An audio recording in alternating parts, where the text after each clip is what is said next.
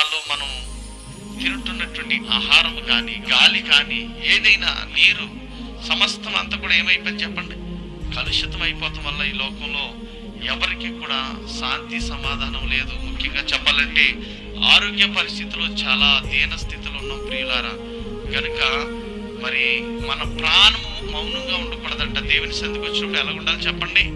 చాలా మంది దేవుని సంధిలో పాట పాడటం కొంతమంది తప్పుగా ఉంటుంది, చప్పట్లు కొట్టడం తప్పుగా ఉంటుంది, గట్టిగా ప్రార్థన చేయడం కూడా తప్పుగా ఉంటుంది. కానీ ఆ దావీదు భక్తుడు చెప్తున్నటువంటి మాట ఏంటంటే, మౌనంగా ఉండకుండా నా అంగలార్పును నాట్యముగా మార్చుతాడట దేవుడు.